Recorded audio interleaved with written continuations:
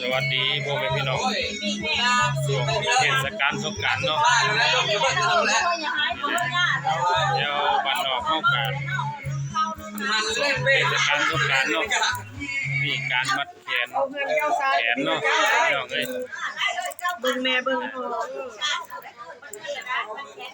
พี่น้องเอ้ยมันเป็นประเพณีของบ้านนอกบ้านนาเฮาเนาะก็สิได้ประมาณนี้เนาะพี่น้องเนาะมีการมัด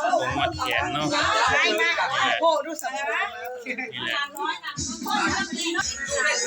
นี่แหละพี่น้องเอ้ยมาพ่อหน้าพ่อตากันลูกหลานเนาะชีวิตบ้านนอกเฮาก็นี่แหละมัดแขนเนาะพ่อให้แม่ให้ดีมีแห้งมีโศกมีลาภมีโศกมีไส้เนาะนี่แหละชีวิตบ้านนอกเฮาเทศกาลมีปีหนึ่งมีครั้งหนึ่งพี่น้องเอ้ยเนาะ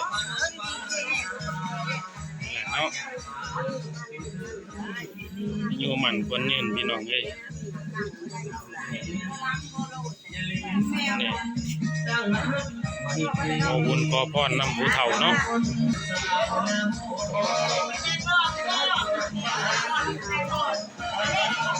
นี่แหละพี่น้องเอ้ย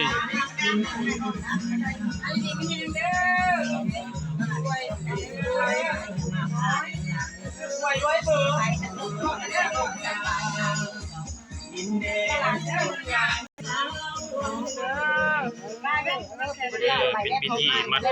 แขนเนาะพี่น้องเนาะมีแห้งเด้อแล้วเขาก็รอผสมอีกเนาะ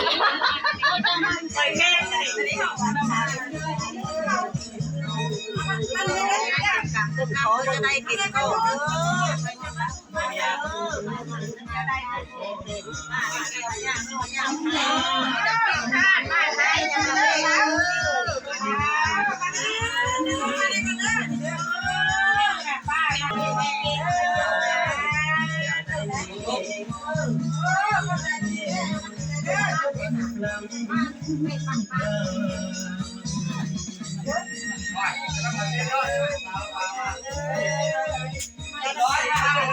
เราไปดูนะ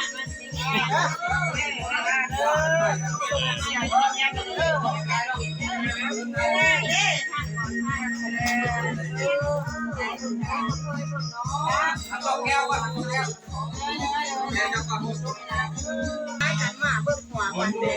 ยวมา